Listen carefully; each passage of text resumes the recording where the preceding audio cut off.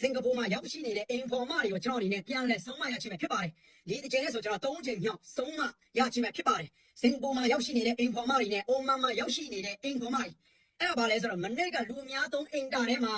မြန်မာကောင်မလေးနဲ့ကလားလားမြန်မာချင်းချင်းလာတော့မသိဘူး။ဟုတ်ပြီနော်ဒါတကန်နဲ့ထားလိုက်အများသုံးအင်တာထဲမှာကုန်းနေတာတွေ့ရပါတယ်။ဘယ်လောက်ထိစောက်ရှက်မရှိတာလဲဘယ်လောက်ထိစီကမ်းမဲ့နေတယ်လဲဆိုတာနော်အဆိုးဆုံးကစင်ကာပူမှာရောက်ရှိနေတဲ့ informer တွေအဆိုးဆုံးဒုတိယအိုမန်မှာရောက်ရှိနေတဲ့ informer တွေအဆိုးဆုံးအမေပေးထားတဲ့လေတပတ်စာလေးကိုကြက်ရနေရမှာရားတိုင်းကြက်ရနေရမှာကုန်းလို့ရတယ်လို့တို့ကယူဆတာတော်တော်လေးမှားပါတယ်ဒီထဲမှာမိဘပြည်သူများရှိတယ်ဆိုရင်အိုမန်မှာသွားခြင်းတဲ့လူနော်ကိုသားသမီးအိုမန်နဲ့စင်ကာပူသွားမယ်ဆိုရင်စကားကောင်းကောင်းလေးမှားဖို့လိုပါတယ်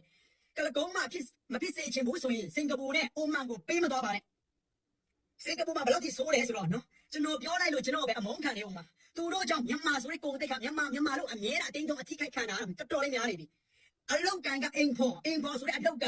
ခင်ဗျားတို့မင်းတို့မြန်မာတွေပဲရှိတယ်မြန်မာမင်းကလေးတွေပဲစေတိုင်းပြည်ရဲ့အခြေအနေပြတ်အခြေအနေရကြောင်ကျွန်တော်တို့မလောက်ချင်တဲ့အလုပ်ကိုသူများစီမှာချီးကျုံရတဲ့အလုပ်မျိုးသွားလုပ်ရတယ်နော်ရှင်းလားအောက်ကန်ကြတဲ့အလုပ်အိမ်ဖော်ဆိုတာကိုကဝတိထားကြအများနဲ့တင်းကျုံပြောတယ်မစိုးပါနဲ့ဖြစ်နေတဲ့သူကိုပြောရချင်းဖြစ်တယ်အများနဲ့သက်ဆိုင်တာလို့အများနဲ့ပြောရချင်းဖြစ်တယ်နော်စင်ကာပူမှာရောက်ရှိနေတဲ့အဲ့ဒီအိမ်ခေါ်မနော်ကလကုန်းမတွေကိုကျွန်တော်တို့အနေနဲ့ဘယ်လိုဆုံးမရမလဲပေါ်ရီကုန်းလားပြီးကြတော့ဒေါ်လာ30-20အရင်တစ်ခေါက်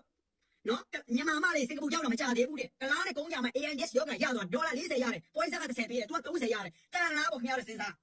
နော်မလေးရှားမှာလည်းရှိတယ်မလေးရှားမှာအဲ့လိုလုပ်လို့မရဘူးရှိတယ်မရှိဘူးမလေးရှားမှာစီးရကမ်းမဲ့သူတို့ကကုန်းမဲ့တော်တော်တိတ်သွားကုန်းတယ်ပြီးခဲ့တဲ့လနေငယ်လောက်ကသူ့နိုင်ငံသားတင်ကြိုင်ကုန်းမှာခြုံပုတ်ထဲမှာသွားကုန်းလာတော့မှလူတယောက်မိလို့အဖမ်းခံထိလိုက်တယ်မလေးရှားကြီးဥပဒေမဲ့တဲ့နိုင်ငံမဟုတ်ဘူးစင်ကာပူနဲ့အိုမန်မှာလည်းပဲထိုလေးသူပဲတထေးကြီးနဲ့ဘလူးပလန်နေပြီးတော့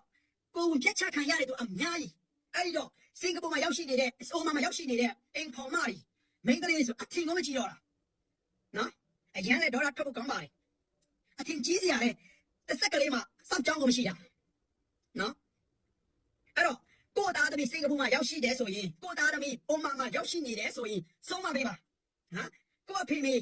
ရှိတ်မှာတော့မလောက်ပါဘူးကလားယွန်းလို့တဲ့ကျွန်တော်ကလားယွန်းလို့ပြောပြီးတော့ကလားနဲ့ကုန်းနေရလူတွေအများကြီးမိန်းကလေးတွေမြန်မာမိန်းကလေးတွေပြီးကြတော့ဗာရလဲဒေါ်လာ30-20တချို့ကြတော့အလကားတချို့ကြတော့ပန်းနှစ်ပွနဲ့ရတာမြန်မာမတွေဒီလောက်တောင်စေးပေါ်နေသလားမနာဘူးလားမရှက်ဘူးလားကိုယ်ကုန်းတိတ်ခါတရားမရှိကြတော့လားကိုတိုင်းပြည်နာမည်မြန်မာမဲလို့မင်းအောင်လိုင်ကနာမည်ဖြစ်စီပြက်လို့ရအောင်ကဘာမှာမျက်နှာငယ်ရတဲ့ကြားမှာမင်းတို့ကစောက်ဖုတ်တပြားနဲ့တိုင်းပြည်ကိုဖြစ်စီအောင်လုပ်နေတာတိုင်းပြည်နာမည်ကိုဟမ်မရှက်ဘူးလားအဲ့တော့မနေ့ကကျွန်တော်တွေ့လိုက်တယ်ပုံထဲမှာအဲ့ဒီပုံအခုပြထားတဲ့ပုံတော့မဟုတ်အခုပြထားတဲ့ပုံကပုံမှန်ကဟာနော်အဲ့တော့မနေ့ကအများအင်္ဂါသုံးမှာလုံနေရတယ်မြန်မာအချင်းချင်းလားကလားနဲ့ကုန်းလာတာပါလားမသိဘူးကုန်းလာတော့ကုန်းနေရတယ်မင်းတို့သွားချင်တာဟိုတယ်မရှာဘူးဟိုတယ်မှာသွားတိုးတိတ်သွားကုန်းကြမကြာခဏပြောတာကျွန်တော်ပြောလိုက်လို့ရှိရင်တင်းကြုံပြောတယ်ဆိုပြီးတော့ခင်ဗျားတို့နားနေတယ်အဲ့လိုမျိုးကုန်းနေတဲ့လူကြတော့ခင်ဗျားတို့မဆုံးမဘူးဆုံးမမယ်ဆိုတာတော့မရှိဘူးဆုံးမလိုက်လို့ရှိရင်ငါတို့ထောင်ကြအောင်ခင်ဗျားတို့ကြောက်နေတာ MC ကပြောတယ်ကို့ဖြစ်သွားဟမ်စင်ကာပူနဲ့အိုမန်မှာရောက်ရှိနေတဲ့မြန်မာအမျိုးသမီးအတော်များများဟာကလကုန်းမှာဖြစ်ပါကြောင်းကျွန်တော်ပြောကြလိုပါတယ်စင်ကာပူနဲ့အိုမန်မှာရောက်ရှိနေတဲ့ကလကုန်းမှာတွေကမြန်မာပြည်ပြန်လာမယ်ဆိုရင်ဘယ်သူမှမင်းတို့ကိုယူမှာမဟုတ်တော့ပါဘူးเนาะဒါကိုပြောပြရှင်းပြပါတယ်ကျွန်တော်